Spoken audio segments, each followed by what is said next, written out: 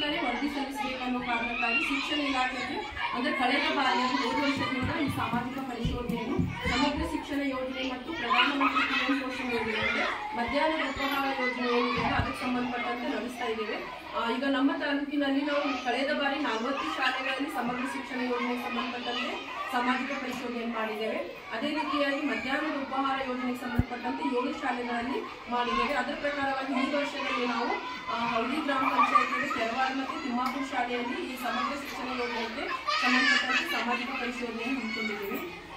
ಈ ಸಮಗ್ರ ಶಿಕ್ಷಣ ಅಂತ ಹೇಳಿದ್ರೆ ಪ್ರೀ ನರ್ಸರಿ ಅಂದ್ರೆ LKG ಇಂದ ಹಿಡಿದು ಮುಂದಿನ 12ನೇ ತರಗತಿಯವರೆಗೆ ಉಚಿತವಾಗಿ ಎಲ್ಲ ಮಕ್ಕಳಿಗೆ ಶಿಕ್ಷಣವನ್ನು ಸಿಗಬೇಕು ಅನ್ನೋ ಕಾರಣಕ್ಕಾಗಿ ಸರ್ಕಾರ ಈ ಸಮಗ್ರ ಶಿಕ್ಷಣವನ್ನು ತಗೊಂಡ್ಬಂದಿದೆ.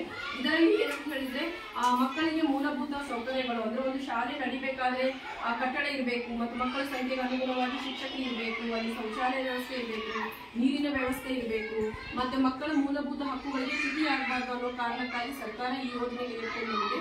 ಮತ್ತೊಂದು ಏನಂತ ಹೇಳಿದ್ರೆ ಮಕ್ಕಳಿಗೆ ಯಾವ ಮಕ್ಕಳು ಕೂಡ ಶಿಕ್ಷಣದಿಂದ ವಂಚಿತರಾಗಬಾರ್ದು.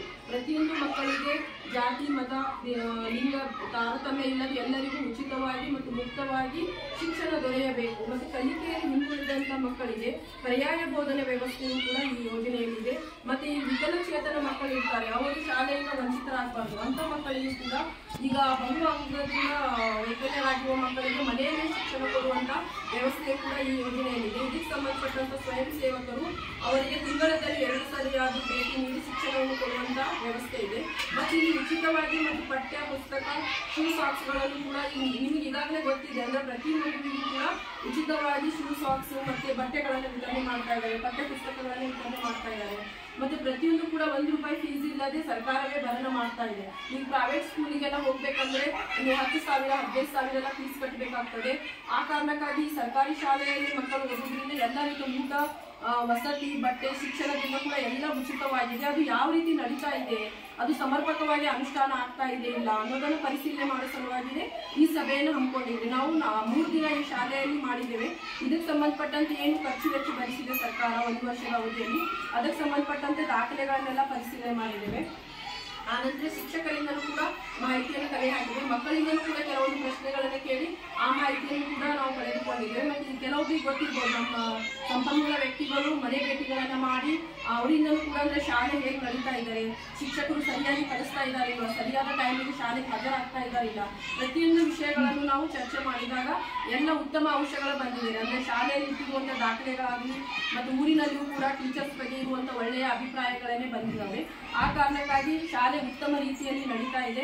ಮತ್ತೆ ನಾವು ಕೆಲವೊಂದು ಶಿಕ್ಷಕರನ್ನು ಭೇಟಿ ಮಾಡಿದಾಗ ಅಲ್ಲಿ ಬಂದಿರುವಂತಹ ಅಂಶಗಳಂತ ಹೇಳಿದ್ರೆ ಮಕ್ಕಳಿಗೆ ಅವರು ಚೆನ್ನಾಗಿ ಹೇಳ್ಕೊಡ್ತಾ ಇದ್ದಾರೆ ಪಾಠ, ಆದ್ರೆ ಮನೆಗೆ ಹೋದ ಸಂದರ್ಭದಲ್ಲಿ ನೀವು ಶಾಲೆಯಲ್ಲಿ ನಿಮಗೆ ಟೀಚರ್ಸ್ ಏನು ಕಲಿಸಿದ್ದಾರೆ ಅನ್ನೋದನ್ನು ನೀವು ಸ್ವಲ್ಪ ಅವ್ರಿಗೆ ಪಠ್ಯ ಪುಸ್ತಕವನ್ನು ಚೆಕ್ ಮಾಡಬೇಕು, ಅವ್ರಿಗೆ ಓದಿಸಬೇಕು. ಈ ರೀತಿ ಓದಿಸಿದ್ರೆ ನಿಮ್ಮ ಮಕ್ಕಳಿಗೂ ಕೂಡ ಮುಂದೆ ಒಳ್ಳೆಯ ವಿದ್ಯಾಭ್ಯಾಸವನ್ನು ಸಿಗಬಹುದು. ಅಂದ್ರೆ ಟೀಚರ್ಸ್ 8 ರಿಂದ 9 ಗಂಟೆ ತಮ್ಮ ಜೊತೆ ಇಟ್ಕೊಂಡಿರ್ತಾರೆ ಮಕ್ಕಳಿಗೆ.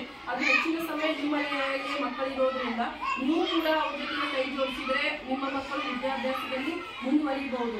1-2 ಮಕ್ಕಳ ಬಗ್ಗೆ ಅವ್ರು ಹೇಳಿದ್ರು. ಈಗ ಮುಲಾಗಿ ಸ್ಕೂಲ್ನಲ್ಲಿ ಅಡ್ಮಿಷನ್ ತಗೊಂಡ್ರಂತೆ ಆ ಮಕ್ಕಳು ಕಾರ್ನಲ್ ಸ್ಕೂಲ್ನಲ್ಲಿ 50ರವರೆಗೆ ಮಗ್ಗಿ ಹೇಳ್ತಿದ್ರಂತೆ ಮಕ್ಕಳು. ಅಲ್ಲಿ ಕೇಳಿದ್ರಂತೆ ಟೀಚರ್ಸ್ ಯಾವ ಸ್ಕೂಲಿಂದ ಬಂದಿದ್ದಾರೆ ಅಂತ ಹೇಳಿ. ಅವ್ರು ಹೆಮ್ಮೆ ಪಟ್ಟರು. ಅಂದ್ರೆ ಒಂದು ಹಳ್ಳಿಯಿಂದ ಬಂದಂತ ವಿದ್ಯಾರ್ಥಿಗಳು ಈ ರೀತಿ ಹೇಳ್ತಾರೆ ಅಂತ ಹೇಳಿದ್ರೆ ಅಲ್ಲಿಂದ ಟೀಚರ್ಸ್ ಪರಿಶ್ರಮವನ್ನು ಗುರುತಿಸ್ತಾರೆ. ಆ ಕಾರಣಕ್ಕಾಗಿ ಟೀಚರ್ಸ್ ಎಲ್ಲ ಒಳ್ಳೆಯವರಿದ್ದಾರೆ.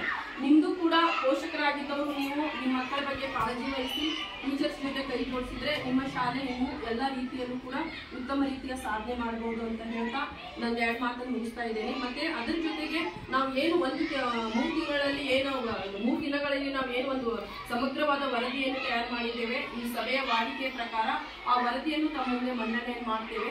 ಮತ್ತು ಇದರಲ್ಲಿ ಏನಾದರೂ ಮತ್ತೆ ಟೀಚರ್ಸ್ ಬಗ್ಗೆ ಆಗಲಿ ಅಥವಾ ಸ್ಕೂಲ್ ಬಗ್ಗೆ ಆಗಲಿ ಇನ್ನೂ ಏನಾದರೂ ನಾವು ಅಭಿವೃದ್ಧಿ ಮಾಡಬೇಕು ಅಥವಾ ಸುಧಾರಣೆ ಮಾಡಬೇಕಂತ ಹೇಳಿದ್ರೆ ನಿಮ್ಮ ಸಲಹೆಗಳನ್ನು ಕೂಡ ಕೊಟ್ಟರೆ ನಾವು ವರದಿಯಲ್ಲಿ ಸೇರಿಸ್ಕೊಳ್ತೇವೆ. ಇಲ್ಲಿವರೆಗೆ ನನಗೆ ಮಾತನಾಡಲಿಕ್ಕೆ ಅವಕಾಶ ಮಾಡಿಕೊಟ್ಟಂತ ತಮ್ಮೆಲ್ಲರಿಗೂ ವಂದಿಸುತ್ತಾ ನನ್ನ ಮಾತನ್ನು ಮುಗಿಸ್ತಾ ಇದ್ದೇನೆ. ಧನ್ಯವಾದಗಳು.